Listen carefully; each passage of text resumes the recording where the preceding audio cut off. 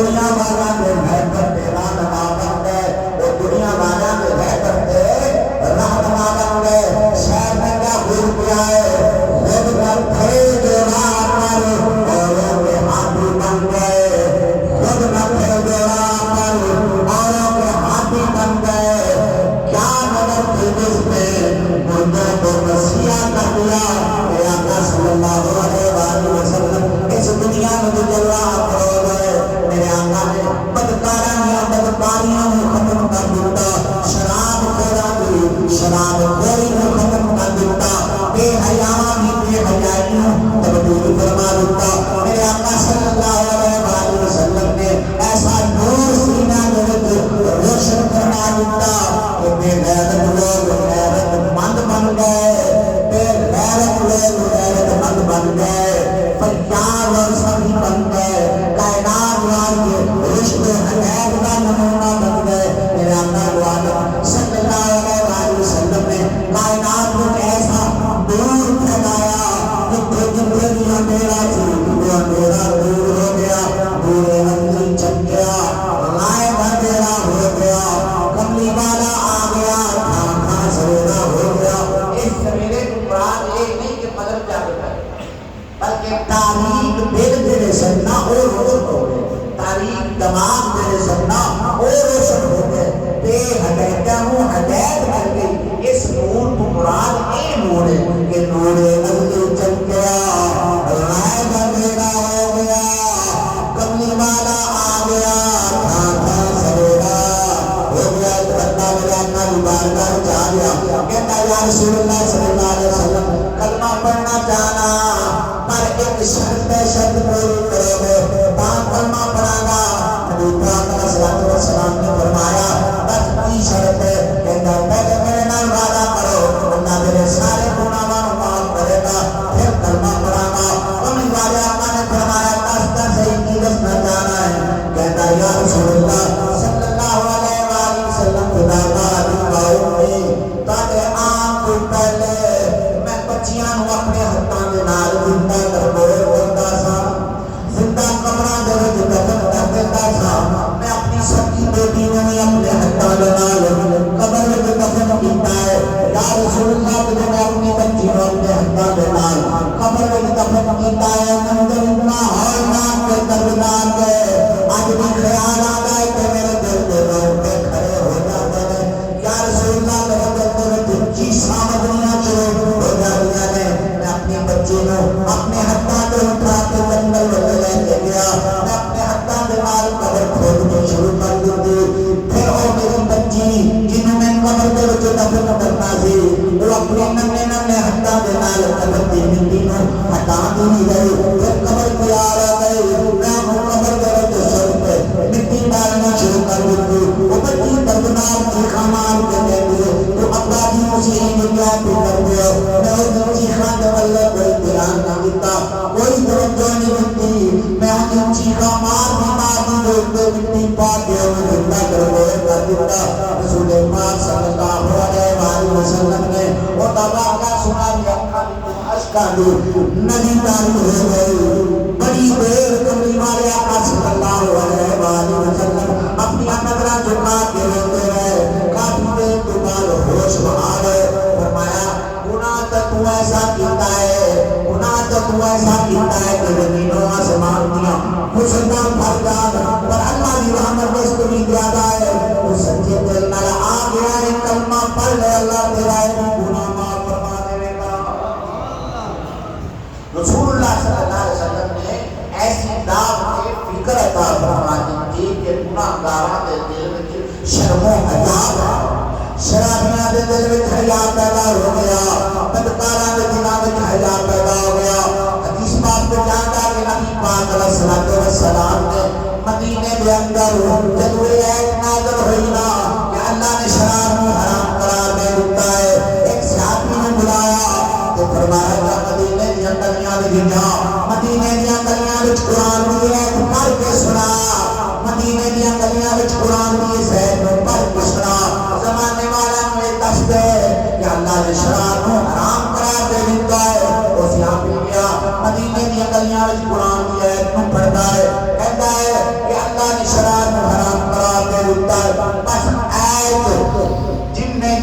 سنی جتھے جتھے سنی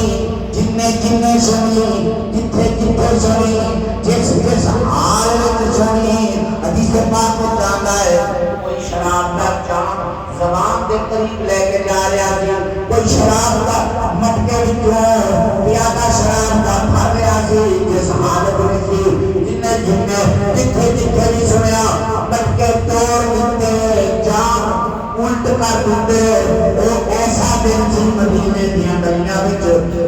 جی شراب سی انج بہ رہی سی میں بارش کا پانی رہتا ہے کیونکہ یہ لوگ وہ سب جنہاں ہوتی ہوتی شراب یہ وہ لوگ سب جنہاں ہوتی شراب دے رسیا شراب دے دل دادا شراب کا محبت کرنے والے شراب دے غزلہ لکھن والے شراب دے کتاباں لکھن والے صحابت کی کرنی ہوتی سی نا کہ عرب پہلے شراب کی صحابت کی کرنی ہوتی نا کہ عرب پہلے شراب پیتے بچہ پیدا ہوتا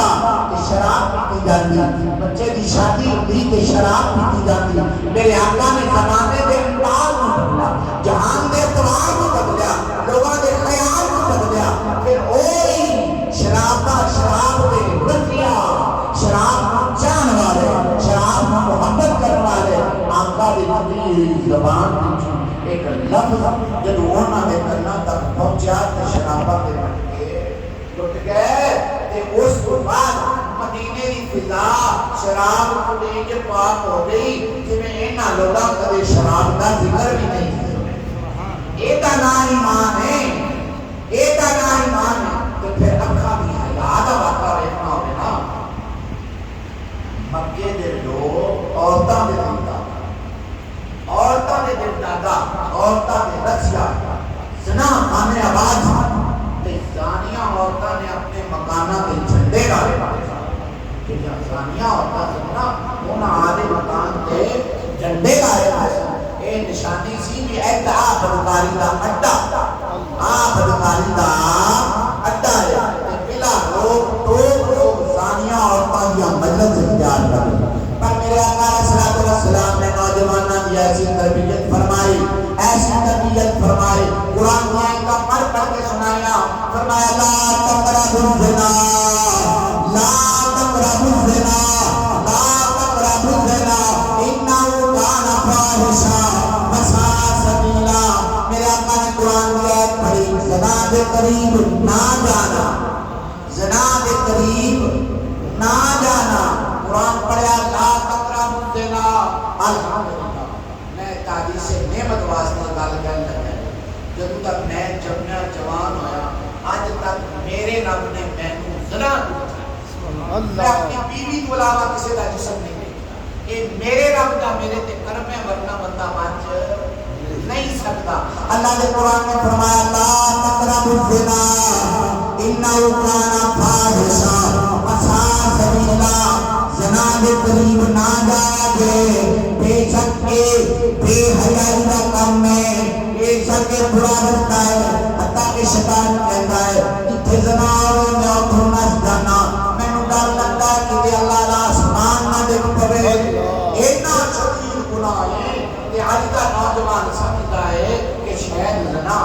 گناہ ہے تو پھر تبدیلی کیویں آئی میرے نبی نے جب انہاں نوں تعلیم دی تے تبدیلی کی ہے تبدیلی اندہ گئی عمر پاک کا زمانہ ہے عمر پاک کا زمانہ ہے تے فوج نے ایک علاقے جو دوسرے علاقے والے کوچ کر کے جانا تے رستے میں عیسائیاں کا علاقہ ہے انہاں سازش کر دیتی کہ مسلماناں دی فوج جڑی سی نا یہ جدوں اتھوں لنگے نا تسی باریک کپڑے پہن کے بے حیائی دا لباس پہن کے دفعہ بجانیاں نے تے مسلمان فوج کو اپنے بلے متوجہ کرنا ہے تے انہاں دے ایمان نو کینچی لاؤنی اللہ سیدنا عمر فاروق علیہ السلام عیسائیاں کی سازش کا پتہ چل گیا اس نے خط لکھا عمر پاک نو کہ عیسائیاں نے سازش کر دیتی ہے رستے وچ اپنی نوجوان عورتاں نو کھڑا کر کے نوجواناں دے ایمان نو کینچی لانا چاہتے ہیں عمر پاک مشورہ عطا فرماؤ اسی کس طرح محفوظ ہو جائیے عمر پاک نے فرمایا ایک کاغذ لے کے آؤ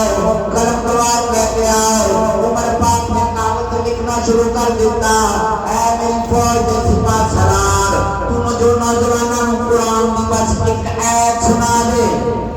نوجوانوں کو قرآن کی بس ایک ایت سنا دے نوجوانوں کی سنا دے قرآن کی ایک ایت سنا دے تے پھر پوچھ کر حکم دے دے بس ایک ایت قرآن کی سنا دے تو ایت کے لیے یہ ترجمہ ہے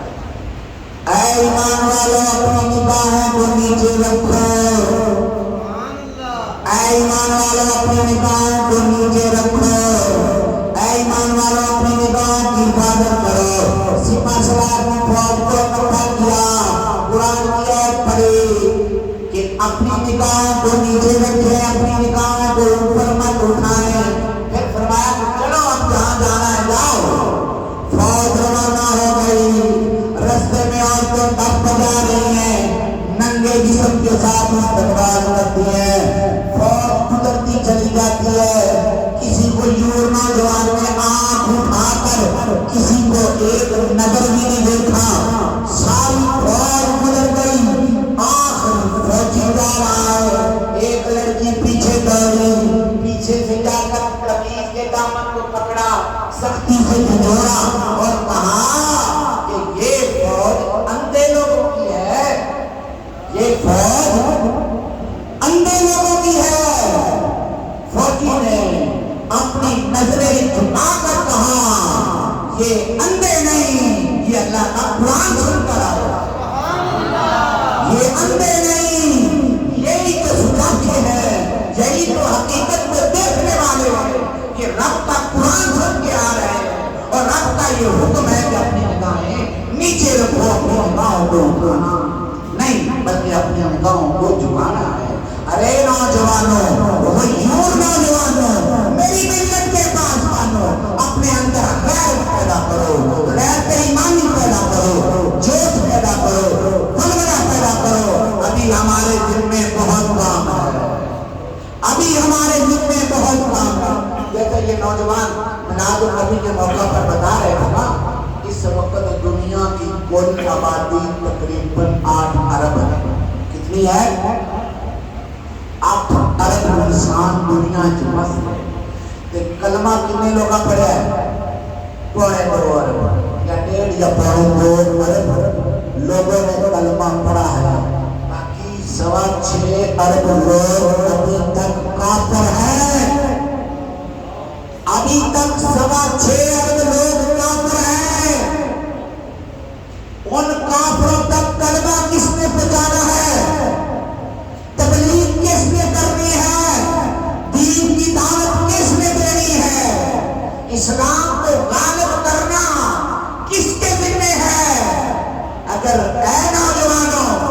اگر آپ کی یہی عادت رہی یہی وتیرہ رہا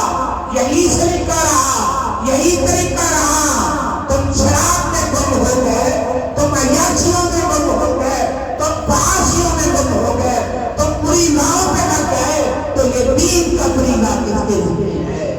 یہ دین کا کام کس نے کرنا ہے اسلام کو غالب کس نے کرنا ہے مشرق سے لے کر مغرب تک شمال سے لے کر جنوب تک دین اسلام کا جھنڈا اٹھا کر جگہ جگہ پہ اس بچوں کو سر بلند کرنا کس کے ذمہ ہے فرشتوں کے ذمہ ہے جنوں کے ذمہ ہے نہیں تمہارے اور میرے میری نسل کے ذمہ ہے میری اولاد کے ذمہ ہے محبت عقیدت بس اتنی نہیں کہ درود پڑھ لو تو محبت پوری ہو گئی محبت اس مشن کا نام ہے اب قیامت تک کوئی اور نبی نہیں آئے گا قیامت تک کوئی دوسرا نبی نہیں آئے گا جب نبی نہیں آئے گا تو نبی کا کام کون کرے گا نبی کے ذمہ جو ڈیوٹی ہے اب ڈیوٹی کون سا انجام دے گا وہ نبی کے یہ دیوانے نبی کے یہ مستانے غیور نوجوان غیور امت مسلمانوں کے ذمہ یہ کام ہے کہ اب نبیوں کا کام ان لوگوں نے سمجھ جاتے ہیں اس لیے نوجوان میری ملت کا اثاثہ ہے نوجوان ہماری قوت ہے نوجوان ہمارے بازو ہے نوجوان خطبہ رکھتے ہیں نوجوان کام کر کے دکھا